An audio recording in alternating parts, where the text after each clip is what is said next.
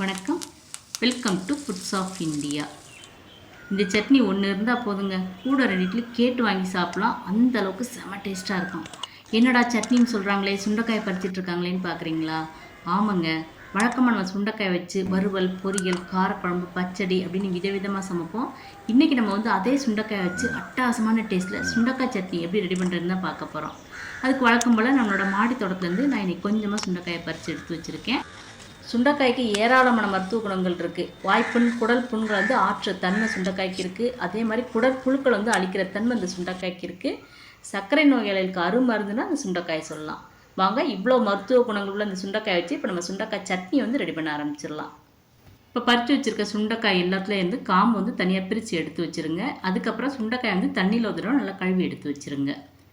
இந்த சுண்டைக்காய் சட்னி ரெடி பண்ணுறதுக்கு நம்ம சுண்டைக்காய் நறுக்கணுங்கிற தேவையெல்லாம் கிடையாது. இப்படியே முழுசாகவே நம்ம எடுத்து வச்சுக்கலாம். இப்போ ஒரு பேனில் 2 டீஸ்பூன் அளவுக்கு நல்லெண்ணெய் எடுத்துக்கோங்க.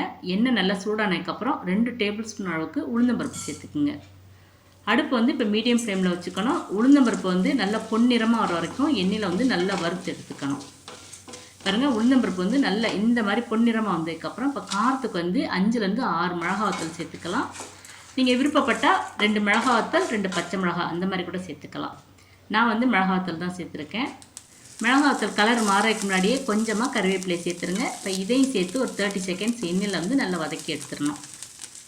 அதுக்கப்புறம் 10லேருந்து 15 சின்ன வெங்காயம், அப்படி இல்லைன்னா ஒரு மீடியம் சைஸ் பெரிய வெங்காயம், 2ல் ஏதாவது ஒன்று இது கூட சேர்த்துக்கணும்.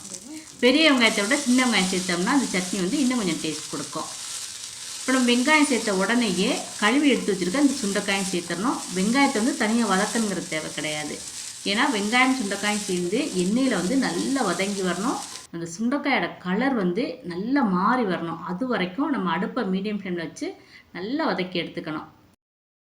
வெங்காயம் சுண்டைக்காய் ரெண்டுமே எண்ணெயில் வதங்கி வர்றதுக்கு கொஞ்சம் டைம் எடுத்துக்கும். அதனால நான் மிளகாத்தில் தனியாக எடுத்து வச்சுருக்கேன். நீங்கள் விருப்பப்பட்டால் இது கூட சேர்த்தே வதக்கி எடுத்து வச்சுக்கலாம். நம்ம சேர்த்துருக்க வெங்காயம் சுண்டைக்காய் ரெண்டுமே பாருங்கள் நல்லா இந்த மாதிரி கலர் மாதிரி வந்ததுக்கப்புறம் இப்போ நம்ம தக்காளி பழத்தை சேர்த்துக்கணும். நான் 2 மீடியம் சைஸ் தக்காளி பழத்தை இந்த மாதிரி பொடிப்பொடியாக நறுக்கி சேர்த்துருக்கேன். இந்த டைம் நீங்கள் இந்த சட்னிக்கு தேவையான அளவு உப்பு, அப்புறம் வறுத்து தனியாக எடுத்து வச்சுருந்து அந்த மிளகாத்தூள், இது எல்லாத்தையும் இது கூட சேர்த்து எண்ணெயில் நல்லா வதக்கி எடுத்துக்கணும். இப்போ நம்ம அடுப்பை மீடியம் ஃப்ளேம்லேயே வச்சுக்கலாம்.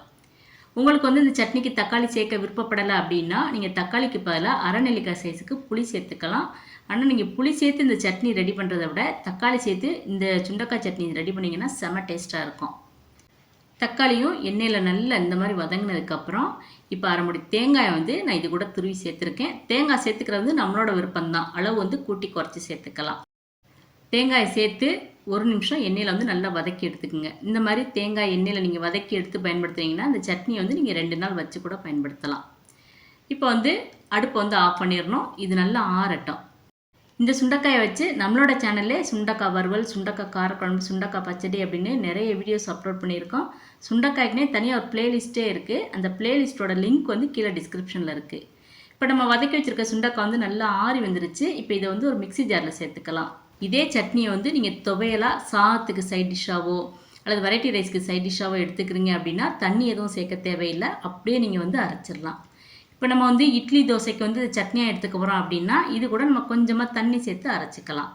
நான் இப்போ டிஃபனுக்கு தான் அதை அரைக்க போகிறேன். அதனால் இது கூட நான் கொஞ்சமாக தண்ணி சேர்த்துக்கிறேன்.